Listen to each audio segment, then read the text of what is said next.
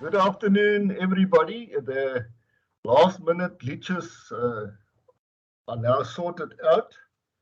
So thank you very much for having me. I ask the panelists please to switch on your cameras so that we can. Here they are. Thank you very much for joining us today, and welcome to the second roundtable presented by MSC Holdings on finding solutions together, collaborating among community stakeholders. Now, this roundtable is part of a series of 3 on community safety in South Africa. The first roundtable focused on the threat against our communities. Last roundtable on the coming 20 September will look at creative and innovative solutions to prevent violence in our community. A special word of welcome to our guests registered for the event and our panelists, Professor Rirandu Mageza Bartel, Ms. Lizelle Maurice, and Prof. Theo Venter. I will introduce them in full when they take the opportunity to make their opening presentations. Now, just to give you a big background to the roundtable that took place last time, just for 5 minutes, let me give you a short background. This roundtable takes place against the background of a general consensus among safety practitioners and scholars who are focusing on peace and security in South Africa, that the threat of violence is intensifying. During our first roundtable, it was pointed out that violence in our communities is driven by party political contestations and frustrations with the socio-economic conditions under which most South Africans live. It was confirmed by our speakers and participants during that specific roundtable that the criminal justice system and its various role players, such as the police, courts, and correctional services, as well as our healthcare providers and social services, we have the responsibility to prosecute and deter perpetrators of violent crimes is in a state of collapse. While many of the South African police service are trying their best, they are constrained by, in many cases, by not so good leadership and management that causes the police to be under-resourced on operational level, having to cope without the tools or skills required to protect communities. As a result, citizens organize themselves to take on the responsibility of community safety themselves, to protect their loved ones, properties, and business. During the first roundtable, our experts confirmed that a high premium is placed on early warning and alert, as well as sharing of knowledge on community safety forums in close collaboration with authorities. However, efforts are often frustrated by a lack of timely and effective response to prevent incidents. According to community safety experts, the provision of police resources and joint efforts between communities and law enforcement officials are instrumental in dealing with violent crime. Now, in anticipation of an escalation of violence in the near future, a way has to be found to broaden and deepen collaboration between business, civil society organizations, and law enforcement in a spirit of social cohesion, conciliation, and unity to safeguard our community. I would like to state to our panels, the participants of our panels, as an enticer to this conversation, that while self-protection, driven by a unity of effort of all stakeholders in a community, is of paramount importance, it is only social cohesion among people living and working in a community, that the risk of violence will be mitigated, prevented. During this roundtable discussion, we need to find tentative answers to the question: how can community-based leaders take the initiative to secure communities through collaborative agency, founded on a spirit of social cohesion and unity? I will paste this question in the chat. How can our community leaders create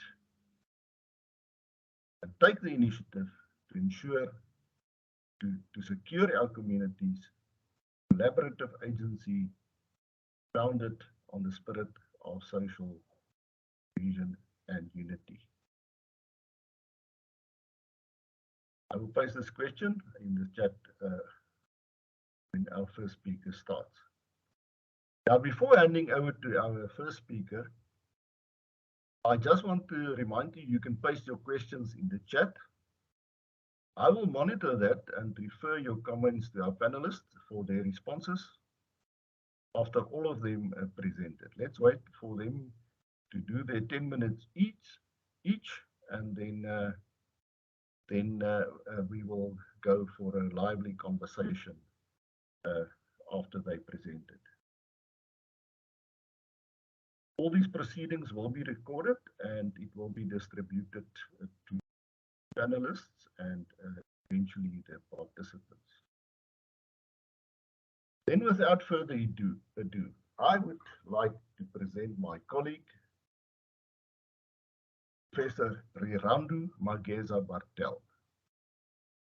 She's a professor in peace and development studies, working on the focus area on peace and conflict studies at the Thabo Mbeki African School for Public and International Affairs at UNISA.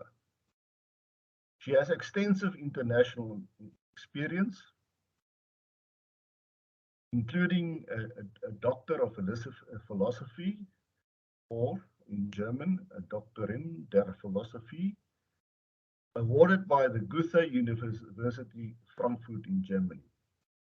Professor Mageza-Bartel also published extensively on feminism, war, violence, post-colonial appropriations, contestations, and post-conflict transformation. Professor Mageza-Bartel, without further ado, welcome. The floor is yours. Velthuizen, and thank you to the organizers for this opportunity to engage you on this topic. I really appreciate the invitation, and I hope that in this discussion we have an opportunity to actually think through some of the challenges that you have presented us with.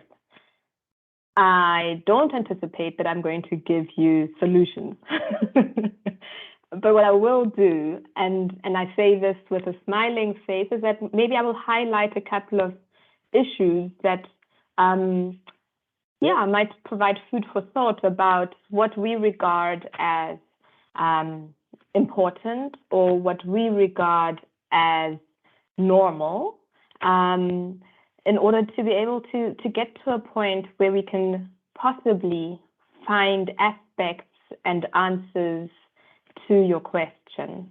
So please regard this as an open conversation and not as a structured lecture or input per se.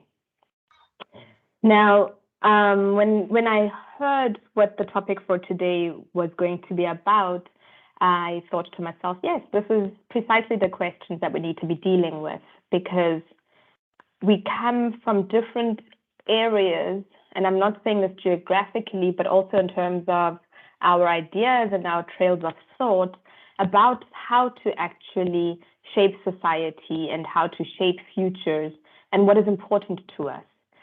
And one of the things that I always try and bring to light is where I come from in terms of my personal training or my academic training, but also in terms of what I believe are critical aspects. And I say this because maybe what you said about me might not necessarily shed light on what it is that I'm currently pointing to in a manner that will show the lens through which I'm actually working through it. So by training, I'm a political scientist, and I've been involved in different contexts and different disciplines with colleagues from not just across the world, but also from different backgrounds academically. And my overarching interest is, how do we actually achieve peace? How do we go about in this pursuit of peace, which is a broad term, right? It's not about peace as something that you will actually be able to pinpoint as a matter of fact, but peace that is thick in terms of really being a lived experience and something that one can actually enjoy. So that's why I'm calling it a pursuit of peace, right? In analogy to a pursuit of happiness. And it covers such issues, for instance, as genocide, as xenophobia, but it also comes into international politics or questions of social movements. So it's not something that is relegated or restricted to a security space, right, or to a bureaucracy, but it's something that we need to explore as happening in a wider sense. Now, the concepts and ideas of today's session and of the series are something that I had to think about, also in terms of how come we might actually understand each other in a different way, or what am I saying that you're saying, and how are you hearing me versus how I'm hearing myself. And I think it's quite important to underscore that security or safety is closely linked to security. So whilst I just said that peace is not just about security, you cannot ignore security to think about peace. And it's also instructive that my security might be different to your security. And I'm saying this based on who I am, on my different social identities, right?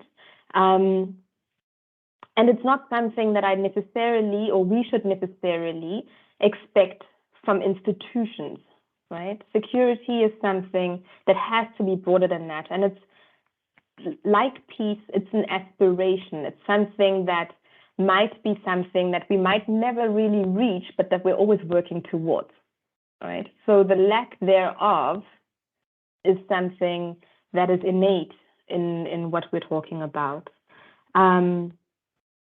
It's not the same for everybody, and it's enjoyed through different means.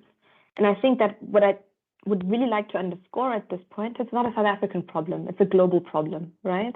It's not just to say that we are missing something that the rest of the world has and that we are backward in that sense.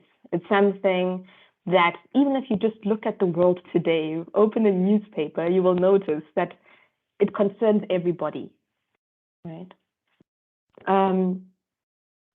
The second part that I had to ponder about was to say, well, how do you actually get to security or to safety? And that leads me to the question about violence. So we spoke about security just now, but violence is something that is also central to the series. And as a political scientist in a former life, what comes to mind very quickly is the question around the monopoly of violence, right? So who can use force legitimately?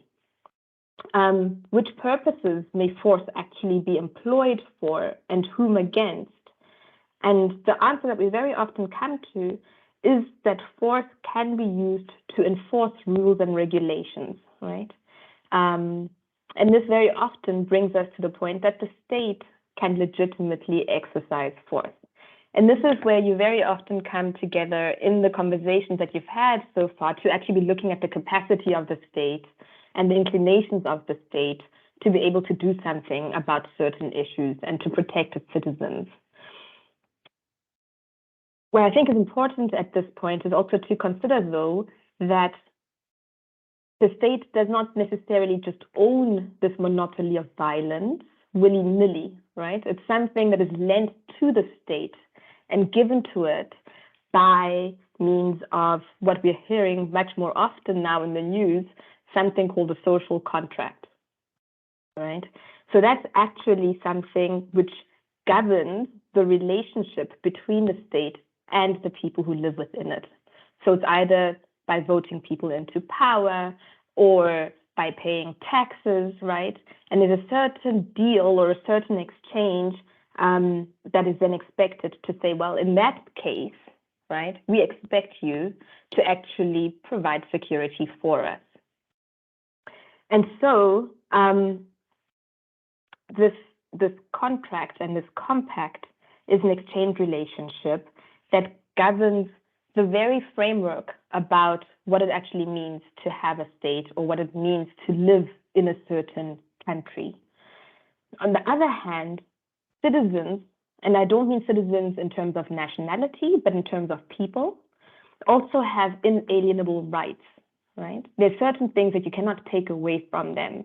And that is something that we look towards the state to secure for us.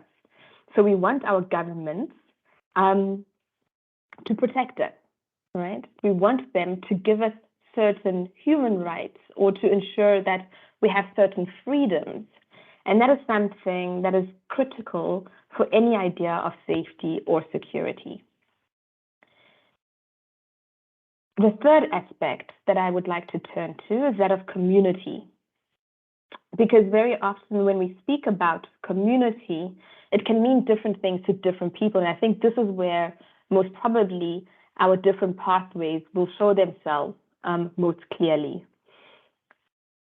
In the conversations that I've followed so far that you've had, I paraphrased and understood the notion of community that was used in terms of almost being used in terms of a municipal level, right? At that level of the municipality at a local level. And this is where it is also critical because that's where people live, right? And that is where they expect to live. Now, in a world that for us appears much more complex than just the place where you work and where you live, it becomes a question of the national level, the regional level, and the global level. And all of these contribute to your quality of life. They contribute to your safety, but they also make you think about what can community actually be, right? Community can be a social collective. It can be a social movement, right? People of similar thoughts and ideas. But community can also be home. It can be people, right? If you think about my community, it's because those are the people that are closest and dearest to you. But if we go back to the discourse about rights, community can also be something that has to do with minorities, right? So community can be something that can be about cultural minorities, for instance, whose rights need to be protected. It can be about minorities in terms of gender, sexuality, such as the LGBTQI community, but it can also be, and this is also important, people who think alike and people who want to do the same thing, right? That is also a community. And I think Prof. Velthuizen very often uses that notion of a community of practice, right? And that is people who actually work together in a broad sense, right? Experts or people working towards the same goal. So if I'd like to come back to the idea of finding solutions together and working together towards the pursuit of peace, then we have to get to the point where we actually consider this idea about what are we taught? What do we think is normal? And how do we actually feel that we can get to it? Now, very often, like I said, that what we're talking about is not just a South African problem, but a global problem. But very often and in our past, what we've been taught and what other people are taught as well is we're taught how to fear people or how people might actually represent a threat themselves, right? So it's not just a threat of violence, but how people can actually become a threat themselves.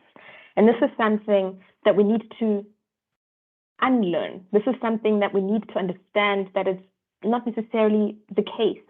People can also be regarded as a source of security, right? And that's where this idea of community also can be very powerful. And the reason I'm saying this is that the fear and the threat of violence very often is applied to people who are different to ourselves, right? So they're different to us in terms either of race or color. They're different to us very often in terms of class, right? Poverty.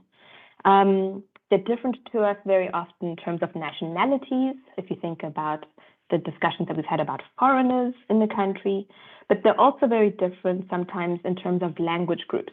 So what happens very often by being taught to fear other people is that there's an us and a them. And I think that the gist of today's conversation is exactly to say, how do we actually transcend that? And it's very difficult to build community under conditions of fear and threat. I think I'm going to almost pause by trying to posit something that we need to understand as being in South Africa. And that is that South Africa is one of the most unequal societies in the world. This is one of the reasons why I wanted to bring about an understanding that there's so many divisions that are drawn on the table in terms of what actually us can be and what they can be, right? That this inequality is something that is part and parcel of the South African fabric, right? And the idea that we need to pursue, in my humble opinion, in order to be able to pursue peace and to pursue development and to be able to enjoy our rights is precisely this notion of transversal politics, right? That was brought up by other scholars. And that means that it shouldn't be about ignoring the diversity that we have or the differences that we have, but to be actually able to recognize them and to realize them and to work together despite of them, right? Now, one can say, well, look, this is like very theoretical and, you know, this is like infused with different schools and thoughts. But if you think about it, and I travel a lot, if you look at the South African passport, and if you look on the cover of that passport and you look at the shield that's on there, then you're going to find this very idealistic sentence, right? That translates into unity and diversity. And that is something that we were able to put as a goal or to put as a mantle almost.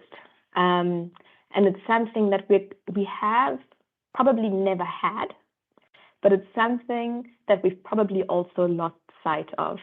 And so perhaps, Prof. Velthuizen, I'm putting the challenge back to you to say, how can we actually aspire to this unity and diversity as central or as foundational to actually living the question of safety in communities? Thank you very much. Thank you very much for this wonderful central message and for challenging me to find this unity and social cohesion that we all aspire to. Thank you, Prof. Mageza Bartel. And especially you highlighted for us that we should leverage, to use other words, to leverage our diversity as a positive. Knowing and recognizing that inequality is part of our social fabric all over the world. But diversity is not necessarily a negative thing.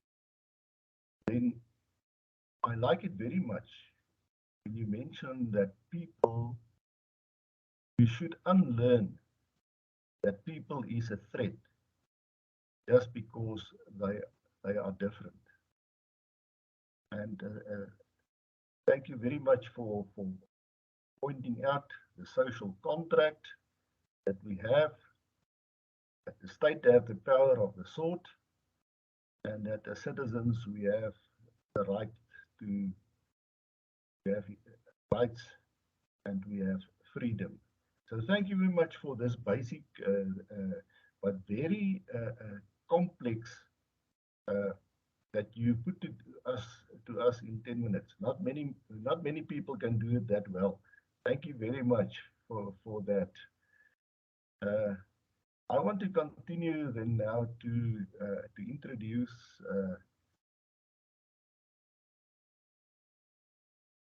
Mrs. Lizelle Maurice to you.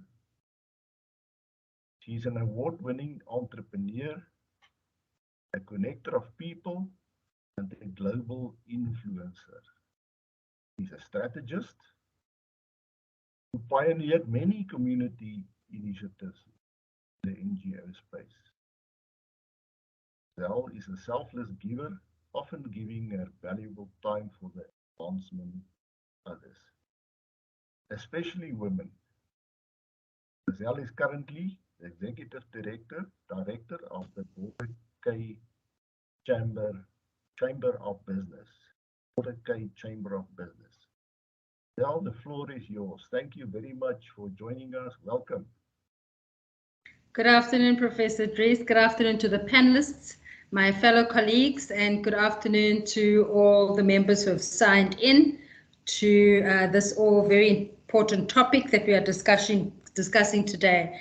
My previous colleague, Mrs. Mageza Patel, mentioned something about the problem that we are, or the question that we are posing now is a question that is on the backdrop of a global problem. And as she was chatting, I was thinking of this report that was released by the United Nations Development Programme. The report is called New Threats to Human Security in the Anthropocene. And that's a 2022 special report. And in that report, they actually mention, I'll just read the first paragraph for you. We are faced with a development paradox. Even though people are on average living longer, healthier, and wealthier lives, these advances have not succeeded in increasing people's sense of security. This holds true for countries all around the world and was taking hold even before the uncertainty wrought by COVID-19 pandemic. This pandemic has increased this uncertainty. It has imperiled every dimension of our well-being and amplified a sense of fear across the globe. This, in tandem with rising geopolitical tensions, growing inequalities, democratic backsliding, and devastating climate change-related weather events, threatens to reverse decades of development gains, throw progress on the Sustainable Development Goals even further off track, and delay the urgent need for more inclusivity and a just transition. Sorry, I have one of those lights that go off if I sit still for too long. So if you see me wiggle, it's because I need to turn my light off. So on that, with that introduction, I just want to say that, you know, this report was released on the backdrop that all over the globe we are faced with this problem that we are trying to address in terms of our safety and security as a nation, as the globe in general. My fellow colleague mentioned earlier on about the Constitution, or the basic rights of safety in our Constitution. And I think Maslow's hierarchy of needs, it's a need that is every single person, you know, has that need for safety and security. And I think this question that we are posing, and how can we as community-based leaders take the initiative to secure communities through collaborative agency founded on a spirit of social cohesion and unity. It is a very timely topic at the moment, as well as all our roundtables that we've had. I want to take us back to a few statistics, and then we'll come back to how we as community-based leaders really make a difference in addressing this crime pandemic that we are faced with in our country. You will see that there's a great threat against our communities in terms of our current stats. I just want to go through a few of those stats, and then I'll come back to my own thoughts about how we can collaborate as communities in ensuring safer communities. You know that the recent report from April to June was just released by our Minister Becky Cele, and it says between the April and June, 6,424 murders were committed, which is 664 people more than the same period last year. It is an increase of 11.5%. Carjackings, attempted murders, raped of 9,516. I mean, the figures are just mind-blowing. So I think it's really up to us as leaders to come up with the solution and to have the dialogue to say, okay, what do we have? How can we make a dent in those crime statistics?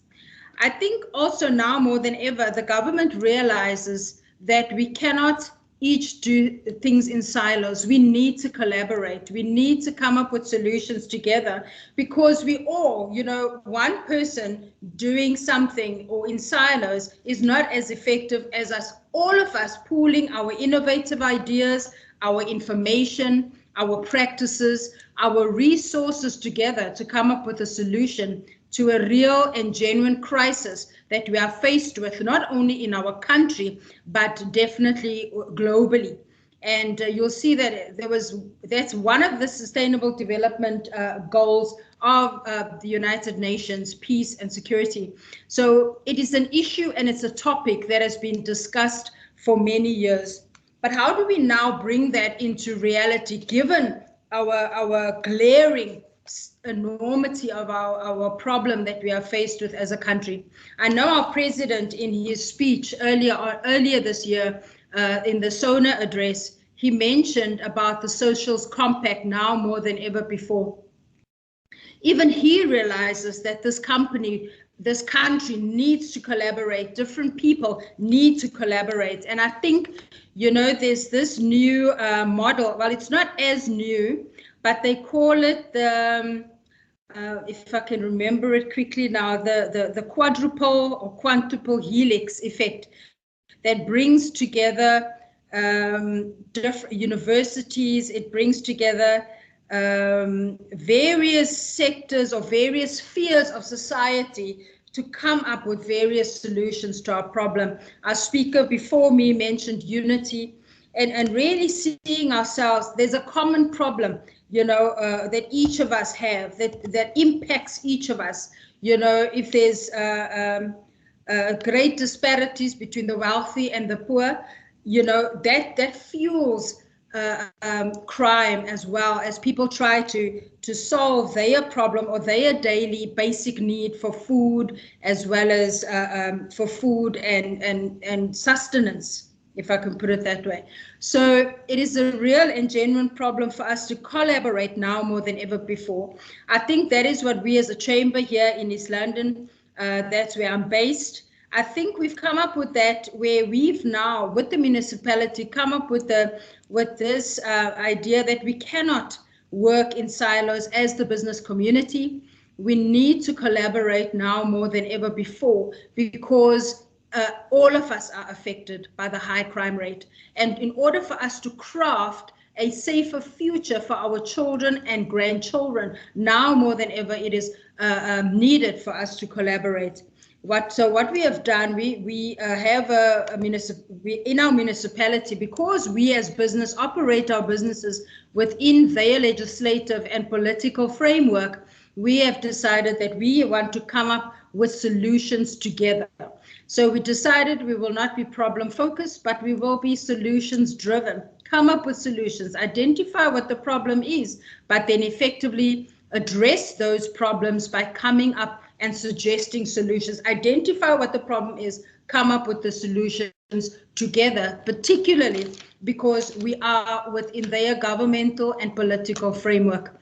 So we cannot craft solutions in isolation, because we need their manpower in terms of SAPs, we need their manpower and even civil community-based manpower in community, police forums. All of those need to come together, private sector security, to come up with a solution to the safer community that we are trying to create.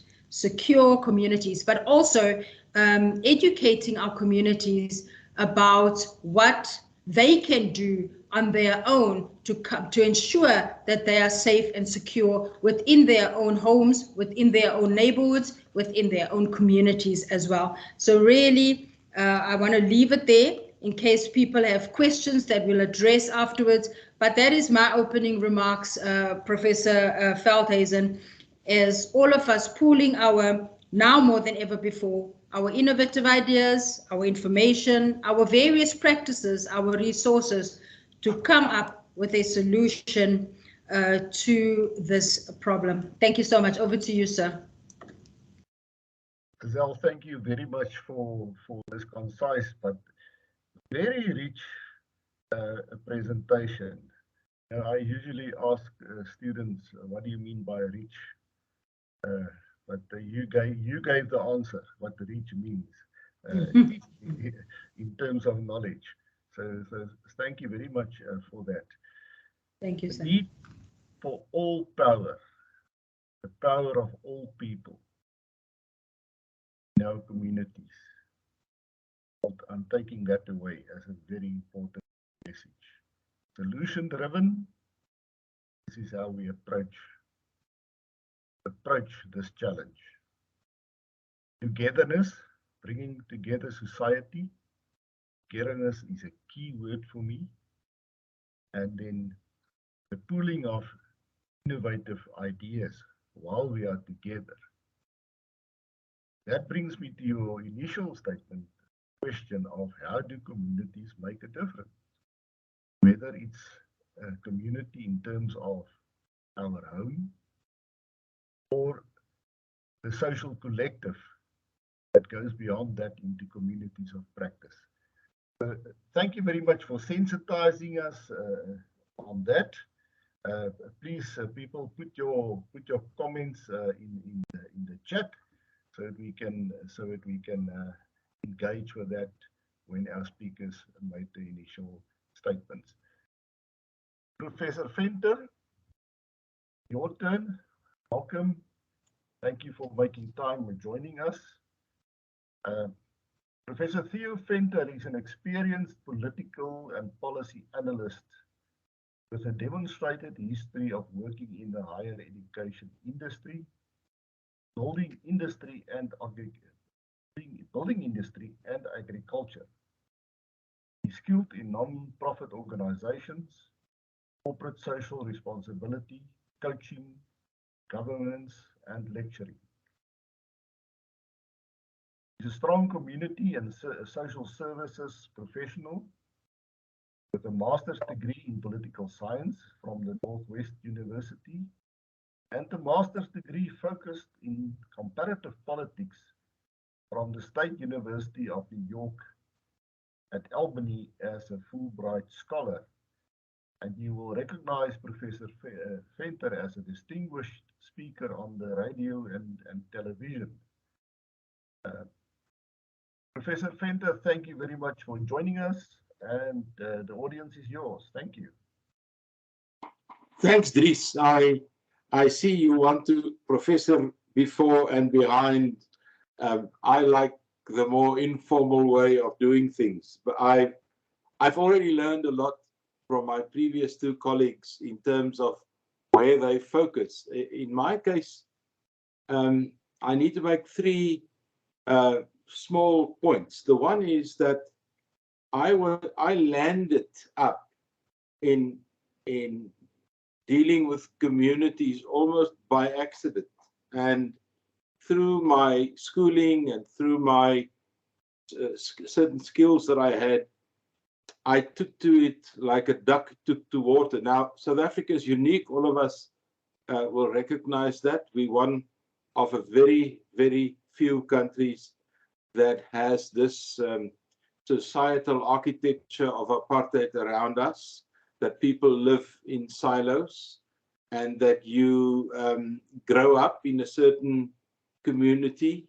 and then over time you pick up the senses and the inputs from other societies and other communities, and over time you get into that area where we should actually go with social cohesion. So in South Africa, it's a special challenge because we are geographically still separated, despite the fact that this policy or this bad habit stopped about 30 years ago, but it continues in many ways. So my focus is basically on, in the first place, process.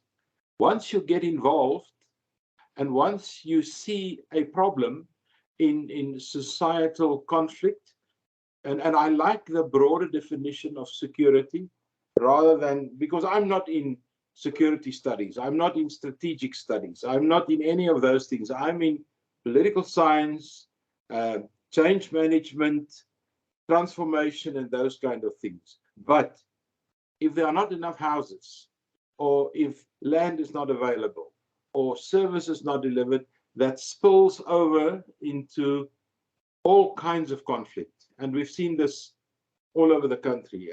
I usually, especially relative to what happened in KZN last year, I use the metaphor of there's enough dry burn wood available. All you need is a spark.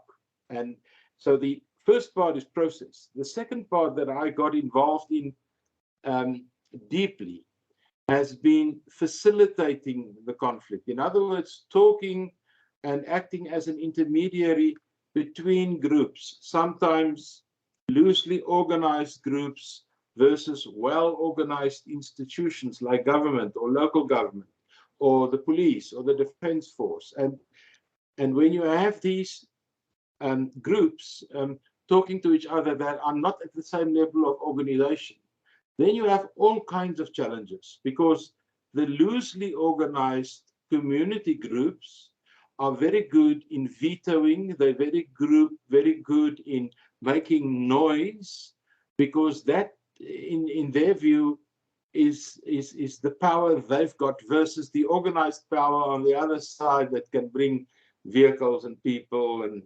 loudspeakers and anything that you can mention that is well organized. So that's where I'm from. And out of that, I just thought I'm going to show 3 or 4 slides just to share with you my experience and where I'm going. And I'm going to end for today with the notion, I'm not using the word facilitator, because that is in a sense a well-defined position, such as a mediator and other things. I'm using the concept of a bridge builder. And a bridge builder in our society is somebody that operates in a very vulnerable space.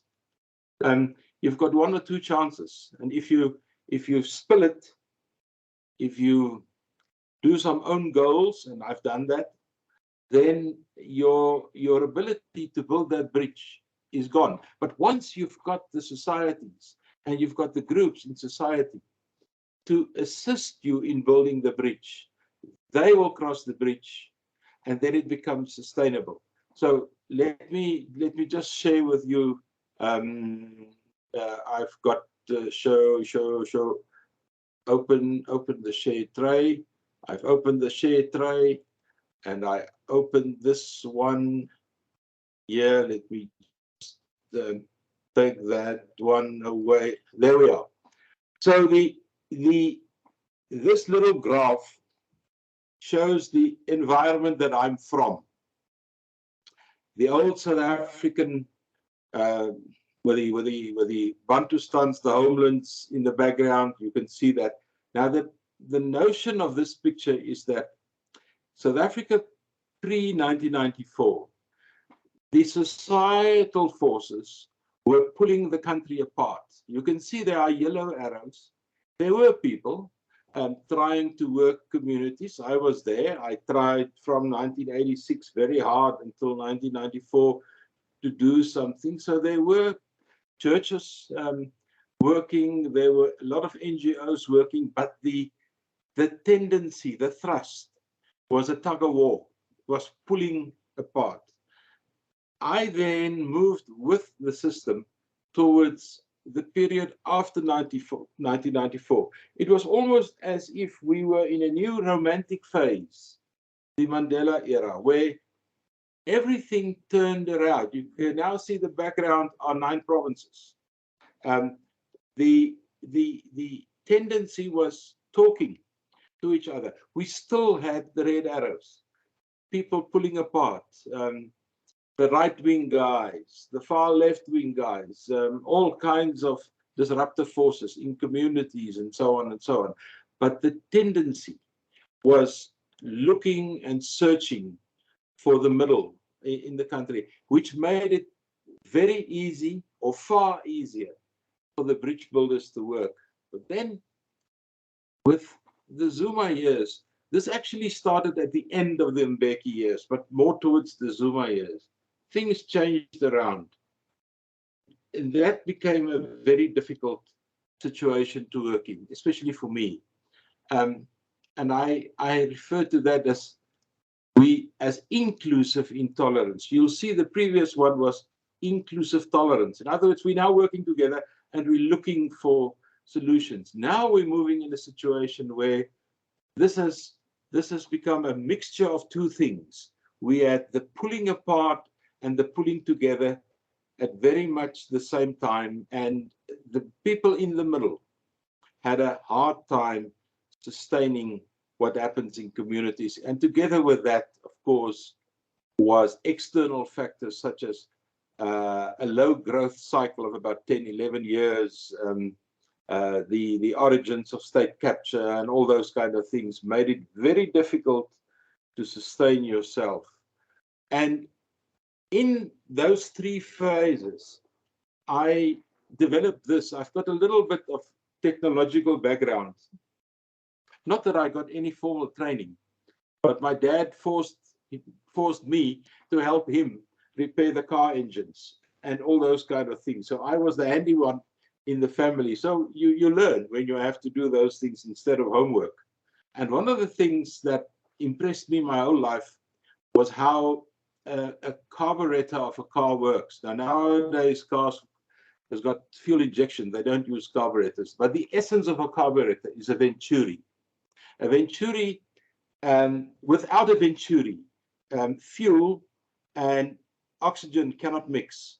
But if you force it into this channel, this venturi that is designated by the red lines, then you actually force it to work together. And this is the process that I tried to work in communities, getting them together. And that is the conflict phase, where some are looking for solutions, but some can't say goodbye to the past. So you have to get them all into the same kraal.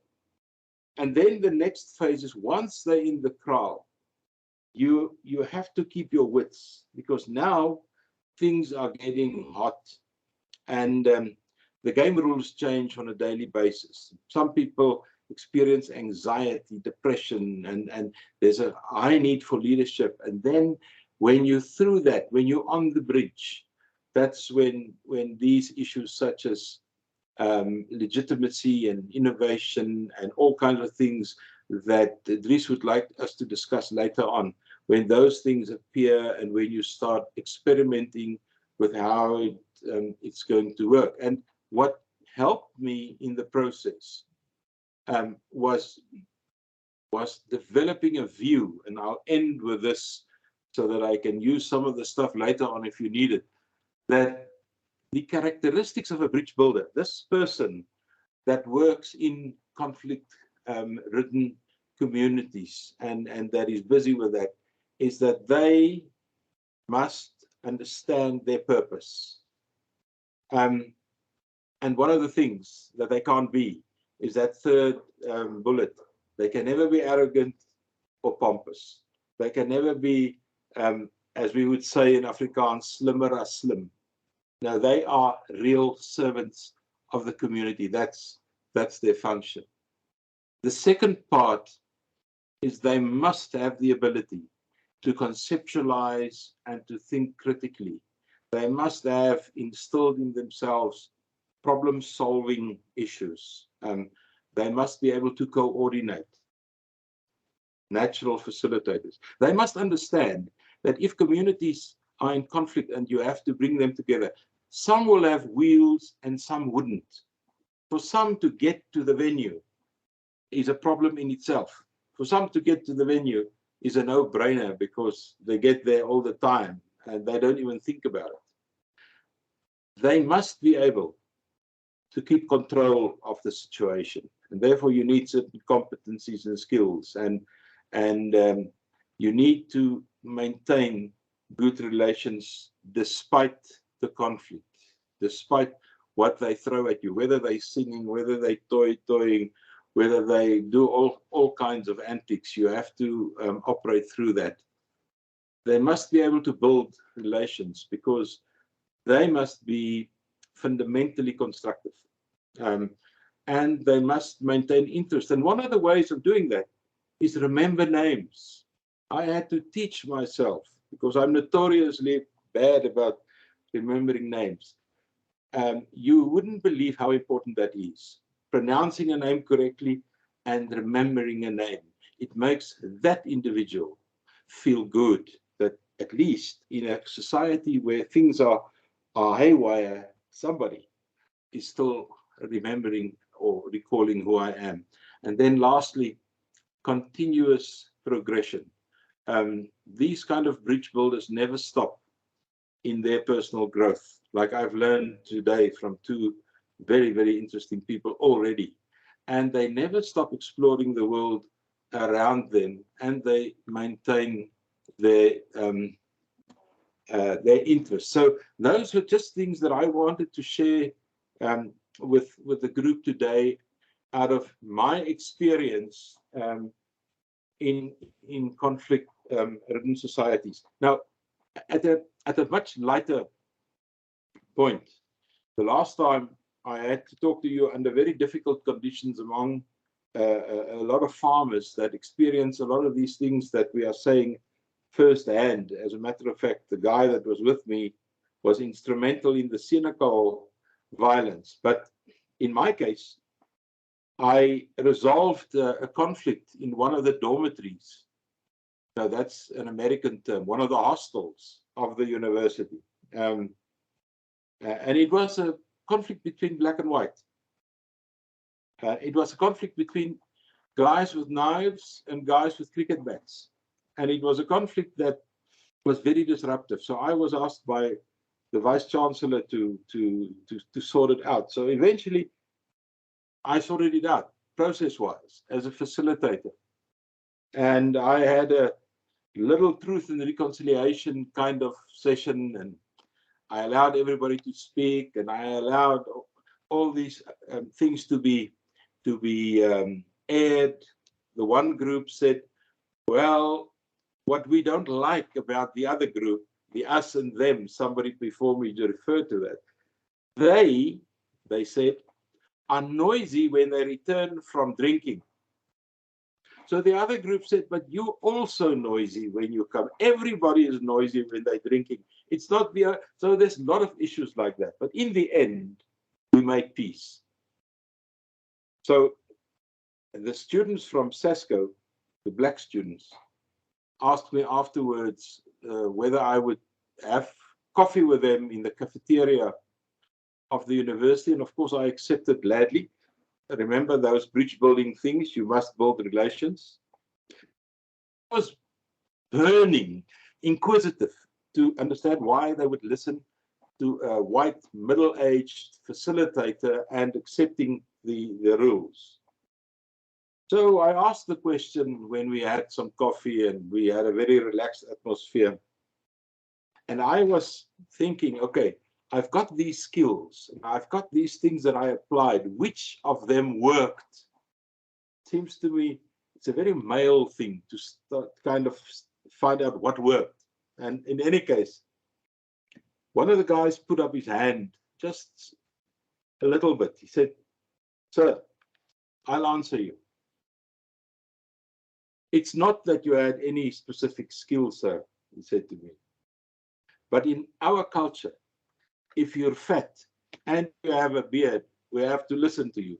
So nothing of my skills actually worked in that situation. It was more the way I looked that allowed them. But this is just on a lighter note. So in my view, very important material that we're dealing with. And I think my contribution can only go as far as talking about process and talking about those very important people that stand in the middle to get the conflict resolved, and their outcome should be social cohesion. I mean, that is what got me involved in the first place, to see if I can cross those artificial boundaries that we've created in a previous dispensation. Dries, that would be my input. That is I don't want to call it a powerful input, but that is a really very informative, well constructed, and reminds us of some very basic concepts. And thank you very much for putting that together for us. The characteristic of a bridge builder: building relations, skills, think, never stop exploring, farewell to the past, moving on from an era of turbulence and chaos. I can identify with that. People in the middle. Everybody's fighting the people in the middle. Power of making noise. This must be heard. Thank you very much for that. And then when you said a bridge builder must be humble or something like that, little voice said to me this morning, never let your head becomes bigger than your heart. So you spoke right to that little voice. Never let your head becomes bigger than your heart. And that's very applicable when you deal with communities. So thank you very much for it. We have 3 comments in our chat. 4, right? Let's start with Ian, and then we'll go to Ntsiki and Bella Motumi. Good afternoon, General. Thank you for joining us. And then Ringa Rai, Shakamanga. Good to see one of my students here. And then really put in so much work, and not only in organizing this, but also very lively discussions that we have on the subject. So Ian, you said yes. I don't know to what, but let's see. Everything points to a greater interaction to get us going, public-private partnership interaction to get us going forward. But the state has proven it cannot do it, and that it cannot be trusted. So the answer lies with the private sector taking the initiative, even more. The state will argue that safety and security is constitutionally mandated obligation. It's tough. You then have to change that mandate. They cannot or will not do the job. 71 murders a day tell us the story. Thank you. And my feeling is that Randu, I have permission from you to use first name terms now, and don't mind. Randu, my feeling is you can respond to that. Can we change? Thanks, Dries. Can we change the mandate of the state? Is that in any way possible? Look, I mean, we can do anything that we want to, right? But if we do, there's a certain risk. and that risk in its ultimate version is called anarchy. Then it becomes the power of, the person who's got the most power, or the person who's the biggest, or the person who has the most clout in any way. So, Theo, if I may also use your first name in this instance. Yeah. It's not just going to be the person who has a beard, right, who ends up winning in this game, but it'll be the person with the most muscles and the most ability to use those, right? And that's something that I don't think we all want in any way. I think we also have to be very careful about how or who we abdicate our rights to. I'm not saying that the state is a perfect solution, right? But it's an internationally recognized and legitimate custodian of our rights. And that's why it's important to vote. Just to let you, maybe this is already looking into the future. It doesn't matter who you vote for, but it's important to vote because that's exactly whom you're entrusting with securing your rights. But the point that is much more controversial than that, I suppose, is the idea that not everybody should have the ability to actually enforce our security or our safety. So if you think about, again, the idea that I had at the beginning to say we have to consider what is normal, right?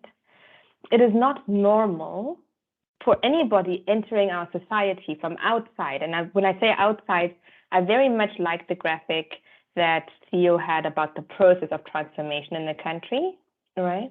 That's already entering our society as is, but it's not normal to have security fences, right, lining our streets and understanding that an electric fence is going to secure our safety.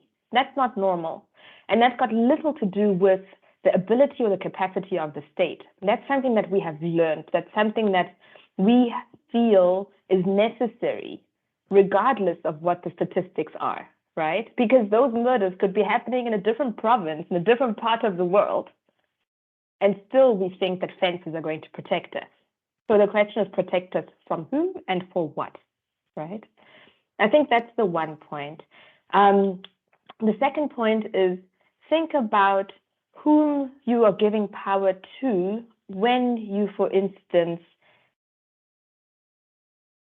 have something like an alarm in your house, or if you live in a security estate, right? You drive into a gated community, you give somebody your identity document, right?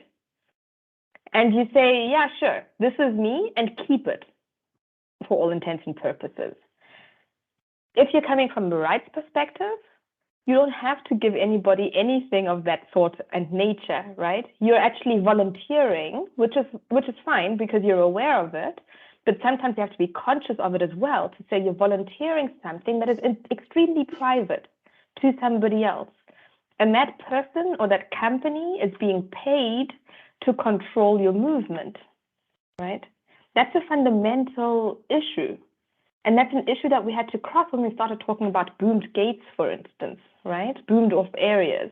How do you close off geographic areas of a country that are supposed to be open to all against the background of security? So I think that I'm putting it in a very controversial way, and Dries, you're going to excuse me for having done that. But there is no quick fix solution, and I don't think that necessarily the state is at fault, and I don't think that necessarily companies are the answer to it. I think, and this is where we will probably all come together, something about building bridges, reaching hands, working collaboratively is something somewhere where we're going to find middle ground. And I honestly believe that the ability to have faith in people whilst knowing that people have their weaknesses and are imperfect is something that will help us to engage with others rather than be suspicious of them. Thank you.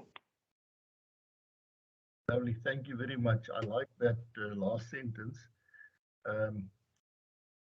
But thank you for joining my community of practice of controversial people.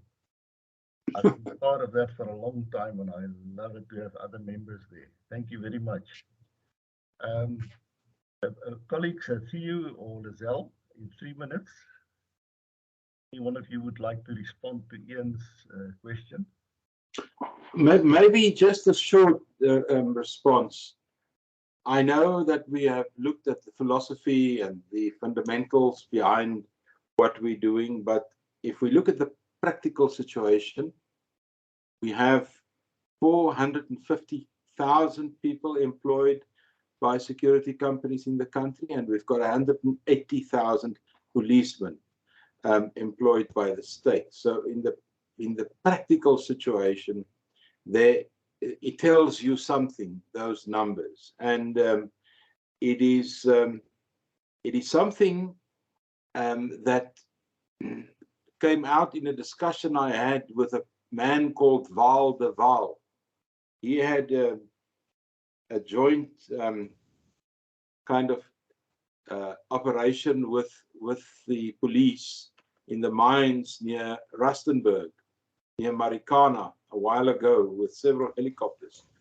And after he told me his story, what I took home with me was not the battle plan and what they did and so on, because that's not really my interest. But my interest was the swiftness of decision making in the private sector versus the long chain of decision making in government. And that brings triple Ps, public-private partnerships, always in a difficult situation, is the length of decision making and the inability to determine who is actually taking the decision in government. But once you've taken a decision, let's say on the private sector side, you can stick with the decision. By the time you ask for the government guys, where are you with the decision making, then somebody else took over and they have to be reinforced. So there's a problem there that we haven't solved yet in the triple P environment. Thanks. Thank you very much, Lizelle. Would you like to comment on that? Yeah, I agree. You know, so a lot still needs to be done, and I think the government themselves, I don't even, you know, on Ian's comment that they can't be trusted, I think they also, without sounding too controversial, I don't think they trust themselves at this point even, you know, it's, you know, because it is, I think the countries at a point where we really, there's a lens upon ourselves at the moment, even the government. The other day I went to a presentation by Worston Sanitation, and the minister was saying there, as he started his speech, he made a line and he made a statement, I know we as government don't smell too nice at the moment, you know. So there's an acknowledgement that they are failing, and I think that is why the president insisted on this social compact that needs to happen, because he knows that government is falling short, the public sector, and he definitely needs, there's definitely a need for private sector to come in. I think basically also because we can act quickly, you know, we don't have red tape, we don't have, you know, we can act quickly, you know, that we can come up with quick solutions without taking a long route on decisions. So that's my only comment, you know, on that question, you know, that definitely public-private partnerships are the way to go. Thank you very much for that. Public-private partnerships is the way to go, and we need to make it work. Let's go to Tiki, Memela Motsumi. I still call her General from 10 years ago, 15 years ago, 20 years ago. We've been together on the Executive National Security Program in 2000. Give away our age there, General. Tiki, would you like to comment? She says, would focusing on the reduction of injustices not lead to peace? She asked. Focusing on the reduction of injustices lead to peace. Which one of our panelists would like to take that? It actually comes back to what Professor Venter was mentioning there, you know, righting the wrongs of the past, you know, being those bridge builders that can assist in narrowing the gap between the disparities, because it's really brought on by those injustices, you know, the inequalities that exist, you know, and how do you, it's almost asking the question, how do you fix a broken society? Because that is what it is. We are a wounded society because of the wrongs of the past. So how do you get beyond that? But it will definitely lead to peace if everybody's you know, basic needs are met. Because I think another what actually incites violence as well, as particularly with service delivery issues, burning of tires, you know, etc., etc. That will definitely assist if those injustices are focused on. Dries, what I would like to add to that question is a simple thing. When you look at that Venturi that I showed, when you enter the Venturi, it looks as if those walls are very strong. They are very strong. But once you're inside, some people don't want to go through and they want to come back. And it's not exclusively on the right-wing side of things. Very often it's on the other side of things as well. So what I've learned over time in terms of healing with the past, you must have the flexibility for people to get out if they want to, but you must also allow them back in if they're ready to come in. So unless you have that flexibility to allow them to get out when they're not ready, to make up their mind, and once they're ready, if a situation has changed, to come back in. Unless you do that, you've got trouble. Now you get a lot of people that says in these kind of situations, if you're out, you're out. But I think you need a lot more flexibility, because we're not all at the same place at the same time. Some of us take longer. Some of us will never completely change our worldview, and some of us change it far quicker than a lot of other people. Thank you for that insights. Thank you for asking the question, Ziki. The issue of healing, you don't have to respond to me now. How do one heal the injustices of the past?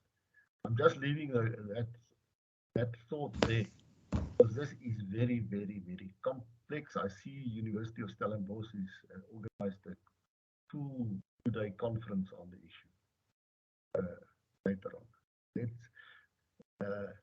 Due to a lack of time and my personal knowledge, lack of personal knowledge of the subject, let me move on. My student Rangirarai, Mr. Shakamanga, good afternoon. He says, I agree with the previous speaker in terms of having a multi-stakeholder initiatives that foster peace. In my opinion, one of the biggest stakeholders that needs to be accountable is the media. What role is it playing in terms of agenda setting? Is it promoting peace or incitement in? If I would like this, don't mind to give this to you first, media. You know that arena very well. Dries, did you call on me on that one? Yes, what role is the media playing in terms of agenda setting? Promoting peace, or is it inciting its reporting? If you ask the journalists themselves, they would say, no, we're just reporting. We're not making news. We're just reporting news. But we know that's not really true. Newspapers have certain angles of attack. They've got certain views which they promote or don't promote or whatever they do. And I think one must understand that in the media, whether it's the TV or the radio or the print media, their first instinct is to go for what is news. Their first instinct is not to solve the problems of the country or to foster social cohesion or things like that. I've had many discussions with a lot of journalists on radio and TV, especially regarding the role of certain politicians, especially those that like to light the fires and to keep the fires burning. And I'm saying to them, you know what, you don't have to report everything. The fact that he or she said something, you can make that maybe point number 3 or 4 in the news clip. You don't have to run it as your main story. So they said, no, you don't understand. That is news. If guys are saying things like that, that is what makes news. So I think we must understand that newspapers have a different approach to these kind of things. I personally think that government has a very poor understanding of the role of the media. And I think I would say whether it's the defense force or the police, just the optics of what politicians are doing are sometimes an own goal that government scores. Let's take, for example, the Minister of Police, Becky Kelly. I wonder if there's a single policeman, whether in the Department of Police or the police force itself, that has ever had the guts to say, Minister, you know what? With these hats that you're wearing, you just look like P.V. Botha. You know, that is not a good sight. Maybe you should also dress differently. But I don't think they've got the guts to do it. Now, very often these kind of images are, they get stuck in people's heads. So yeah, the media plays a big role, but I don't think they see their role, generally speaking, as social cohesion. They see their role as something else. But I do see other role players in society that can add to the media. What the media does, and I play a small little role in that, they would get you as a columnist. I write a column for Farmers Weekly. So once a month, I write about these exact things that we're talking about. In other words, things that is not necessarily news, because that's what columns are about. You have opinion pieces. You play around with ideas, and that is probably the most powerful part of the media. Are those longer term 800 words to 1,000 words articles, but then again, they're not read by many people. Most people scan the newspaper, they read where there's a little picture and so on and so on. It's more the intellectuals in society, and we're not more than 3 to 5% of the total society that reads that kind of thing. So I gave you a very open-ended answer without a clear answer to your question. Wonderful. Thank you very much for that, Theo. In the interest of time, I would like to move on, but Randu, do you want to say something? Way, because there's no other way to put this, to answer this question and say, yeah. It's a complicated question that Rangari Rai has asked, and the media can be both. It's the question which media you're looking at and what they choose to do. Thank you very much. That brief but very important comment. Willie, if you don't mind, I'm going to skip your comment on last, seeing that you are the owner of the house here, and I'm going to Margot's comment. She says all 3 presenters refer to diversity, and we have some unique but not exclusive issues of security and safety.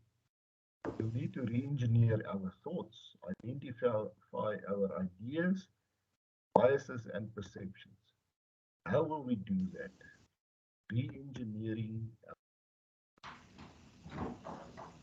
I think we need to first think about how we understand equality, diversity, and inclusion.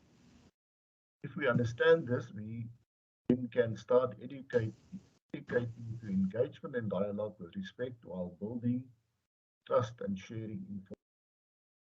My 5 cents were market that Margot, this is a very valuable, very valuable. Margot is busy in the final stages of trained as a community mediator. Very, very valuable. Okay, how would you say, my colleagues, my panel, how can one re-engineer their thoughts, identify our ideas, biases, and perception? How can we do it? Randy, please. I'm going to move away from the academic side of my life and maybe get more into the practical part of it. And I suppose many people, when they look at my name, don't even know where to situate me. And I think that's important what Theo said, to say, you know, if you can pronounce somebody's name, then that gives you first points on the scorecard. But one of the experiences that I've had growing up in South Africa, and I think which is critical, is that I once observed how my two grandmothers, my maternal grandmother and my paternal grandmother, interacted with each other, right? They ended up calling each other Mkosi because that's what they are, in-laws to each other. But the way that they did it, and they were both matriarchs in their own right, was that the one is Shangan, right? And the other one is Nguni speaking. And they insisted over decades of this familial relationship to always speak in their own language. But they understood each other very clearly, right? Now, why is this instructive? I think it's instructive as a point of saying you need to be able to hear other people and listen to other people, but you also need to be able to speak their language. You might not be perfect in it. It might not come out the way that you want it to, but you should at least try. And some of these discussions that we've had in schools around which medium of instruction and which languages should children have, and you go to this part of the country, people speak this, you go to a different part of the country, people speak that. I think that's where you start. You need to start speaking other people's languages, also in terms of their terminologies, and listening to their ideas. And that's why it always comes back to this point to say safety lies in the community and with the people. And language is a way to get to that.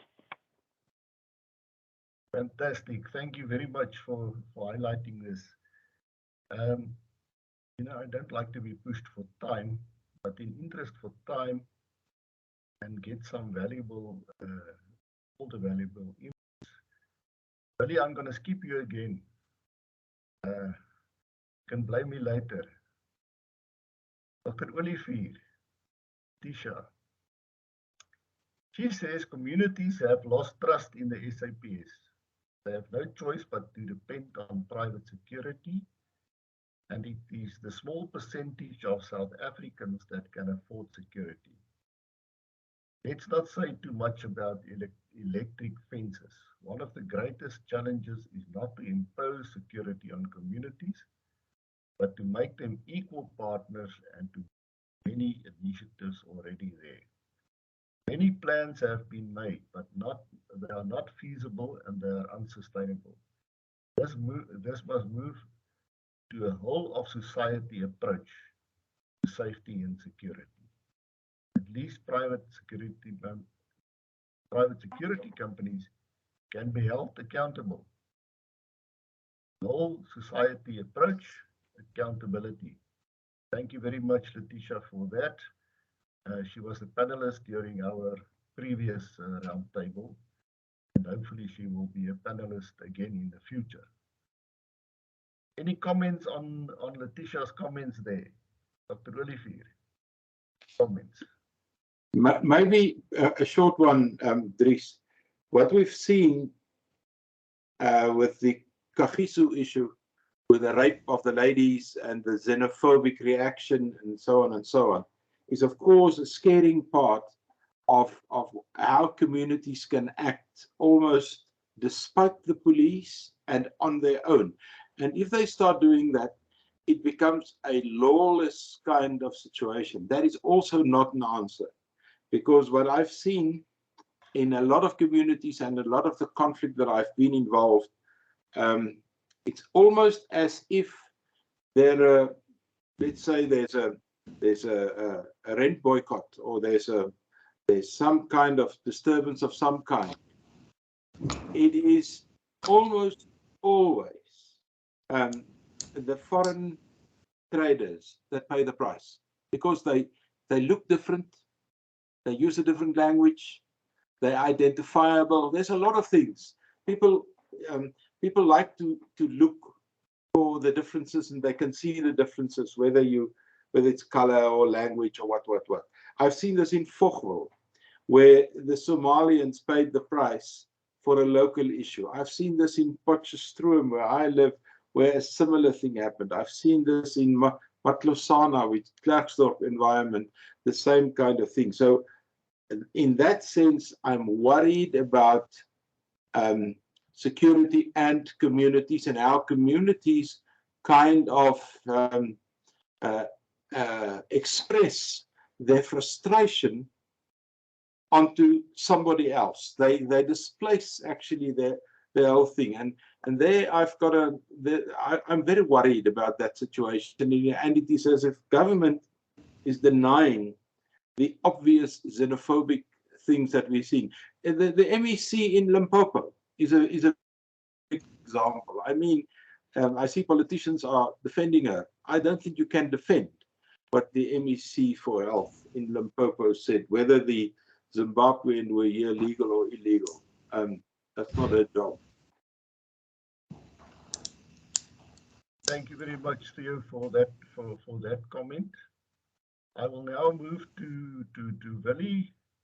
He says he agrees with Lazelle that there must be a real willingness and commitment from government to an active partner in the partnership. And Margot also says, could not agree more with Professor Venter. Politicians see the media as their platform to promote themselves, but they do not realize it is their downfall as well. They may not have any communication advisors, or maybe they do. And then Willie says, he's very true, Professor Randu, need to embrace each other's cultures and have respect for each other. Thank you, Willie. But Willie's main question was, with that I'm going to, this is the last question I'm going to take, unfortunately. He said, is it also not that we as society or a nation somehow or is busy losing our identity and respect as a nation? Losing our identity and respect as a nation. Leadership examples is not helping, especially the youth. As a society, it sometimes feels that we are moving more and more into new silos, and everybody is just concerning their own interest. Though we cannot discard the huge impact that inequality, unemployment, and poverty. Must be careful not to use as an excuse for criminal behavior. Thank you, Willie, for that basic truth. Any comments, colleagues? Maybe Professor Dries, if I could just make my final closing remarks, if I can look at time. I think the conversation as well is, comes from safer communities, comes from even your home, how are parents raising their children, when it comes to respect for others, when it comes to watching what they watch, the violence they watch on their TV screens, monitoring what they see, so how are we also as parents raising our children? So which will, and the other thing that I wanted to mention just now with the news article as well, where definitely it perpetuates fear. When you're reading some negative things on the newspaper, it instills more fear, it instills anger, it instills, so definitely the media has a role to play. And then my last comment is this: we need to hold our government accountable. You know, I don't think we can sit back anymore and just be quiet and accept the status quo. Okay, we're just gonna hire more security. We need to hold them accountable, and however that may be. Besides that, we also need to put ourselves in positions of authority, because I think now more than ever, when Professor Theo Venter was talking about bridge builders and the characteristics of those bridge builders, we need more bridge builders. We need more righteous people in positions of authority so that they can, and I mean, you know, the question that was posed is community-based. You know, we cannot rely on our government is obviously not community-based, you know, when it comes to service delivery, when it comes to ensuring that our communities are safe. You know, they are not community-based or community-focused. So we need to really, there needs to be a undoing and a redoing in terms of our leadership, you know, undoing our current leadership, but ensuring that a righteous leader arises. And how we do that, that's maybe another conversation. How do we put ourselves out there? And it's really, it comes to the voting station. Our people need to go out and vote those righteous people into authority. You know, people that will be looking after their community, their safety, etc. You know, how many people really turned up at the voting station with the last election? You know, so there was a big gap. So definitely, how do we change things? By ensuring that righteous people are voted into leadership. And it starts by those people that go and vote. Thank you very much for highlighting the importance of leadership as a catalyst for community collaboration, or any collaboration for that matter. In my world, a leader is somebody who has agency to get people together, to create togetherness, and not only in communities, but also in society in general. Thank you very much for highlighting that. Theo, I want to give Riranda the last word, if you don't mind. So, may I have your closing remarks, please? Yes, I would like to close with a remark. When Tito Mboweni was appointed as Minister of Finance, now we share a birthplace, and that is Kloof. That's where I'm from, originally.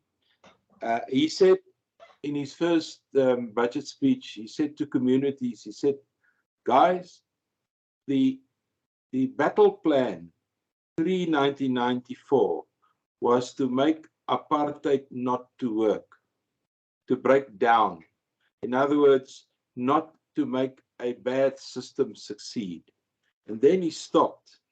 And then he said, but that is over now. It's time for us to convert to constructive building rather than to break down. Now, that is a cultural, a political culture that was adopted over a period of 20, 25 years. And my hope is that in communities, we can change that around, because it seems to be the default position, if something goes wrong, is to grab back to what worked previously. And that is where we have to work, to say, that is not working. It's not necessary anymore. Let's do it differently. I'll stop there. Thank you very much for that message. Let's build the bridges, especially those bridges that people can use to find each other. Let's build. Let's not break. Let's build. Riranda, final word is yours. Thank you, Dries. I think I thoroughly enjoyed the conversation out of the perspective that there are different issues that have come to light that I think are really, really important, and that I would always say should keep the conversation going. And the reason that I say this is because what we're asking ourselves is, how do we learn from the past to build a new future? So yes, we're going to find new silos, but that's okay, because the question that we want to address is, how do we have a democratic society that leads to the enjoyment of safety, of rights, of freedoms, to the fulfillment of happiness, right? And not just for generations, but really also for contemporaries, right? So we want to see it now in our lifetimes. We don't want to see it tomorrow for our kids to have, right? So that's where the impatience comes from, and I think it's very valid. We have to hold our government accountable, but we have to hold the private sector accountable too. And as communities, and this is possibly where Theo's perspective comes in about mediating and building bridges, everybody's going to have different interests, right? The private sector is going to have different interests to communities, who are going to have different interests to the state. None of them are perfect. None of them are uncorruptible. And what we have to do is we have to change the way we see ourselves, right, through the lens of the world, to understand that it very often takes one to affect the other. So if we're talking about crime, or if we're talking about, for instance, bribes, it takes somebody to bribe somebody for this act of bribery to happen. It takes somebody to exploit somebody for that person to act out in a certain way. But it also takes people to have faith in each other or in the future to be able to even think about building a different future. So in that way, maybe on that optimistic note, I would like to encourage you to continue the conversation, maybe try and see where fear is not the determining factor, but where we can actually coalesce, build alliances, and yeah, get to a point of peace, widely defined. Thank you. Thank you very much. I'm not going even to try to summarize this wonderful conversation today. I think I just want to quote Billy that says, "Thank you, Dries and panelists, for your time and sharing your insights. Really appreciate it." A one-liner. Outcome of this conversation. Just a one-liner. We are all accountable for being a better society. Let's take hands to do it. Accountable. Especially us as leaders of society. Thank you very much for this wonderful afternoon, and I hope you see you again in the next meeting. That is on the next roundtable on the 20th of September. Get some panelists in. Paul de Waal was mentioned here. By the way, he's receiving a medal from Coin Security today. That's why he's not here today. And we'll next time on the 20th of September, we will talk about solutions. Touched on that today. Collaboration. Make a list of solutions so that we can work towards a new model, maybe a paradigm. We'll think. But thank you very much for sharing your thinking with us. It was one of the most productive and interesting afternoons in a long time. Enjoy the rest of the day and keep safe. Thank you. Thank you so much. Thanks, Professor. Thanks, everyone.